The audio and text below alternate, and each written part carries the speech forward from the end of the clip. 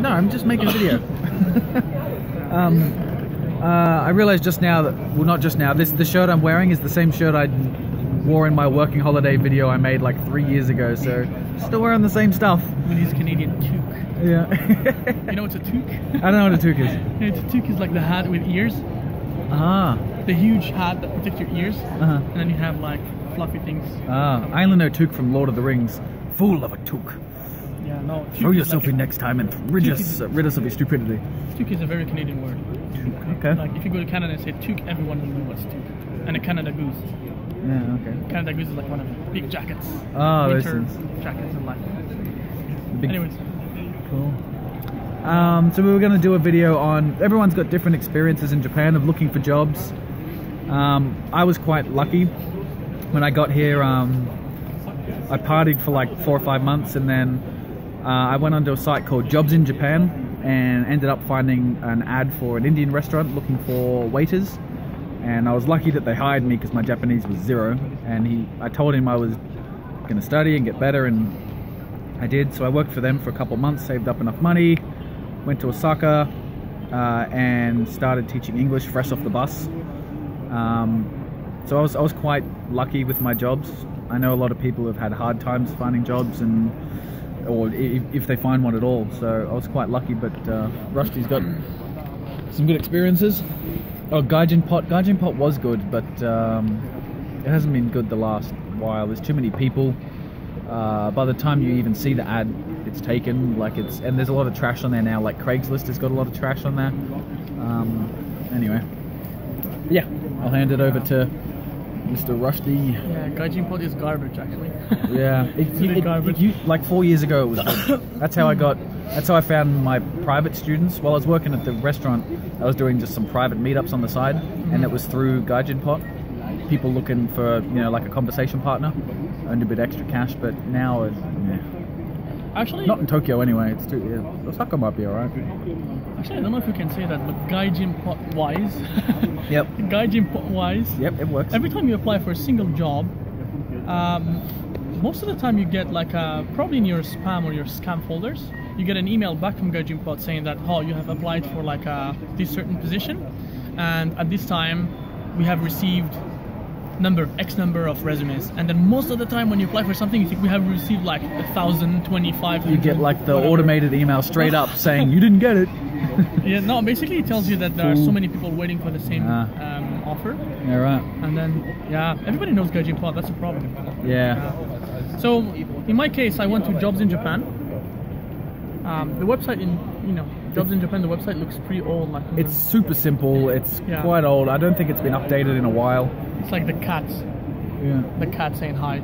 Ah, yeah. Right? With a Japanese flag. It's super simple. So I applied for a couple of jobs. And then I went to No Nihongo, so because I don't speak Japanese at all. And then I got a call from. Wait, what's No Nihongo? No Nihongo means that you don't like jobs for people that don't speak Japanese. Like is it a website name? Is it? No. It's Jobs in Japan. And then when you search for the jobs, like when you put keywords or whatever, you have a category. Like, okay. I thought it was like a separate site, like nonihongo.com. Okay. And the category is called like No Nihongo, which means that you don't speak Japanese. You just speak English or whatever other language. So back in that time, I've seen a couple of very interesting opportunities working as a translator from French to English. I speak French. My mother tongue is French because I'm from Montreal in Canada, and I've lived in English cities in Canada, so I picked up English.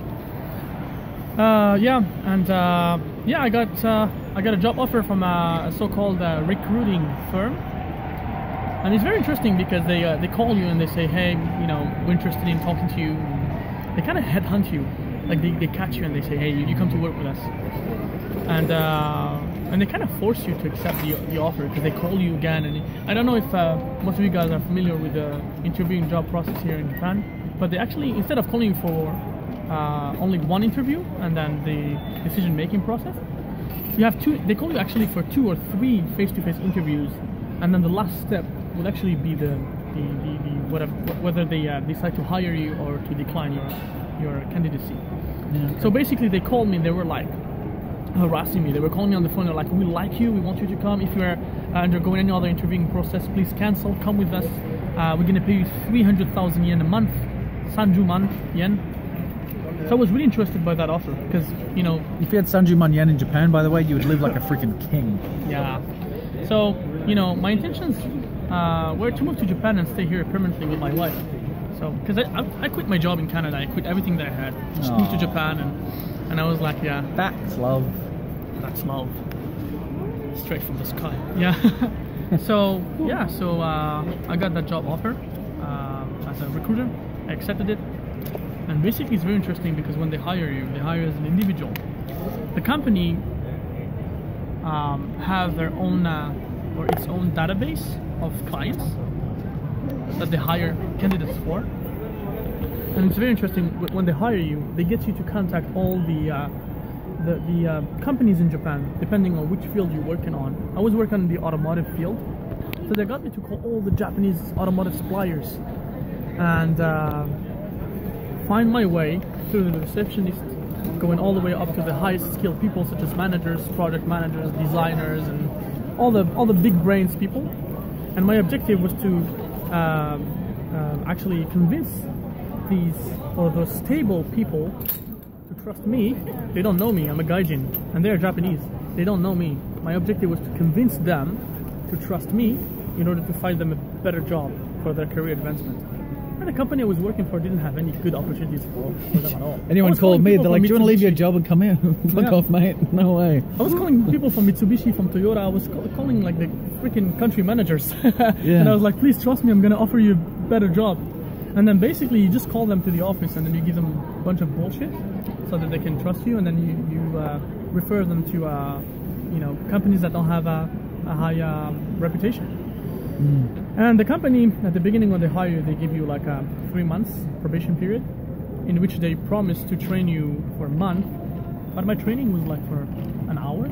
I had like 1 hour training, and then they said, hey, get on the phone, make as much phone calls as possible, and hire people. And if you don't hire people, we'll let you go. They promised me 3 months trial. They kept me for only a month and a half, and they fired me. They said, hey, you're too new to Japan. You know, it's not your environment. Now you gotta go back to Canada probably. So they said that, and you know, it's crazy because the company I was working for had only gaijin people. There was no Japanese working there, but they were following the Japanese customs. So I was like, my contract said that I had to start at 9:30 in the morning, and I would finish every day at 6 p.m. But I had to wait for my boss to leave the office before I would leave. So I had to leave sometimes until 7:30. Yeah, you got to wait till the boss goes first. Yeah, it's crazy. It's really hard, especially when you've been in Japan for only like 2 months. Yeah.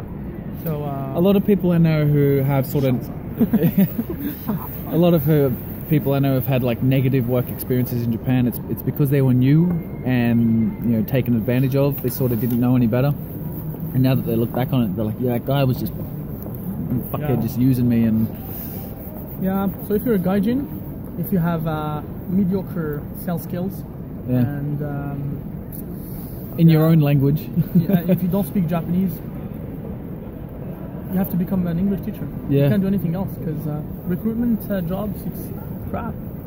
They give you a piece of crap. They promise you 300,000 yen. And the thing with English teaching as well, like, because there's so many people who want to learn it, and because there were so many people who wanted to, and all these schools started opening up because there's money there, now the schools are, you know, there's a plethora of schools and the students are spread so thin that, you know, it's kind of tough to find jobs. Like 3 or 4 years ago when I got here, they couldn't get enough English teachers. Like, there was, you know, no one had enough staff, and now it's just like, you know, you're expendable because there's plenty more fish in the sea, to speak. So I ended up being jobless. Yeah, he's jobless at the moment. In Japan. He was homeless in Japan, and I'm jobless in Japan. And he's actually homeless right now, at this moment. Actually, technically, I am homeless right now. I fly out tonight back to Brisbane, so I'm just killing time till I go to the airport. No. Nah. So right now he's carrying a bunch of bags with him. Yeah. It's super funny. My real home is at Book Off, but I have to go to my other home back in Australia. He's going to the farms. Yeah. With kangaroos. Yeah. And I'm going to the bears next month. He's not that cool in Canada, by the way. He said that. But which video was that? One of the videos in Osaka. I can't remember. About people that you can be friends with in Japan. and then you said, by the way, Canada is freaking cold. Did I? Yeah. No, I don't remember that. That was so long ago. Yeah, I'm a big fan. Well, he helped me a lot because I was in his situation when I was in Canada, and I typed working holiday visa Japan, and I saw like the title was like working holiday visa for Aussies. I was like, I'm not an Aussie, I'm Canadian, but let's give it a try. It's close enough. The information was really like the same because it's Commonwealth. We're like, you know, we're brotherhood countries. The video is like an hour long. We have one queen. Yeah. Yeah. One ocean. God save the Queen. Yeah. God bless you, yeah. Queen Mary. No, Elizabeth. Well, I'm glad you found my stuff, and he's watched a lot of my videos. He remembers stuff that I don't. Like, like just now he's like, remember that? And I'm like, no, that was a long time ago. I have a huge memory. Yeah. You are the huge fan of him? Mm-hmm. That's alright. So I'm part of the fan club. Fan club. Yeah. No, basically I just watched his work and holiday visa related videos, and then so this is what I have to deal with. She's just. I have no idea how much time I got. All right, so my phone memory's full, and I'm gonna have to wrap this up really quickly. Yeah. So Roschdi said he's gonna start making videos, maybe. So if he does, I'll put you know his channel name in the description. If there's no channel name down there, well, he hasn't done it yet. So. Yeah, I'm thinking about something like Rostomi. Rostomi.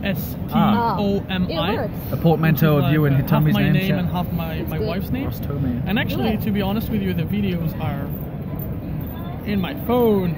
I haven't had the chance to put them online yet. I think I have to edit them because I went through like a horrible amount of stress.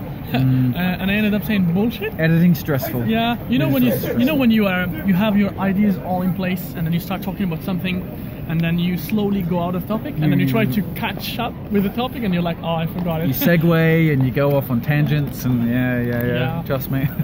People in the videos are just like, in the comments, they're just like, you didn't actually finish what you were talking about. Yeah.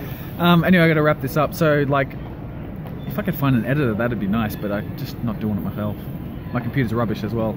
Alright, so Roschdi, and I should probably head to the airport now. Oh shit, I do have to. Yeah. That's it.